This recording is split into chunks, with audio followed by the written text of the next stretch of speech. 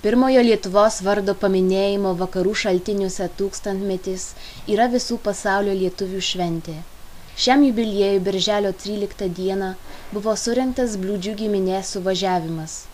Iš šiapus ir anapus sienos gausiai atvykę svečiai dalyvavo šventose mišiose Punsko bažnyčioje, kurias atnašavo vikaras Donatas Rolskis, aplankė Bliūdžių kapus Punsko kapinėse. Apie čia palaidotus Bliūdžių giminės protėvius kalbėjo šios šventės organizatorius, buvęs ilgametis Dariaus ir Girėno mokyklos direktorius Juozas Bliūdžius. Po to svečiai nuskubėjo į Bliūdžių tėviškę Vaikonios kaime, kurioje buvo pašventintas monumentinis akmuo bei ant kalnelio pasodintas ąžuoliukas.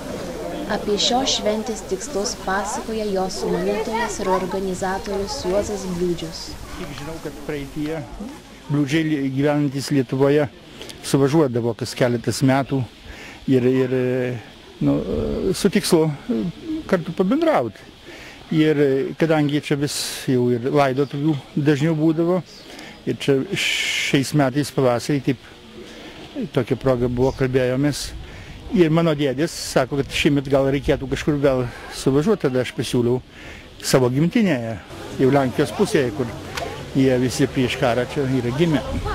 Juolab, kad kalbėjome apie tai, kad Lietuvai 1000 metų, kažkada prezidentas Adamkus sakė, kad kiekviena šeima savaip gali šitą irgi savo tą šventę švęsti. Visų pirma, tai kadangi jau beveik porą metų renku duomenis apie savo giminaičius čia, prieš 139 metus atsirado toksai Juozapas Bliūdžius iš Skardupių nuo Marijampolės. Čia apsigyveno ir tai yra dokumentai.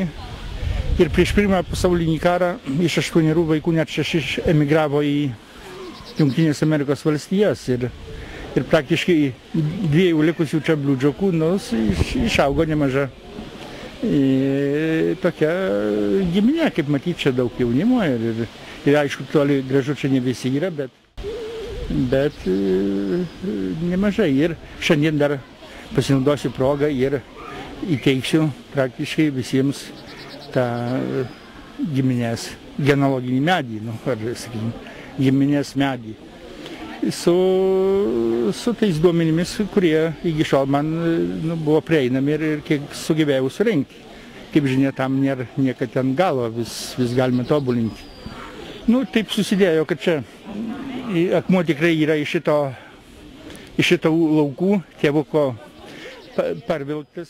Ir taip nusprendėm, kad įamžinti. Kartu įrašėm ir metus, kurie liudys, kad yra 1000 metų, kaip sakys, ir 139 metai, taip, gal neapvali data, bet jau gabalas laiko tam, kad čia jau iš čia pasklido po pasaulį mano giminaičiai. Kiek tų giminių yra čia šitoj pusėje, o kiek anapus? Šitoj pusėje mes tik tai, reiškia, vienas iš Lietuvos po karo grįžo mano tėvukas. Jis turėjo 2 sūnus, tai aš ir mano jaunesnis brolis Antanas. Ir čia iš tų artimiausių giminaičių.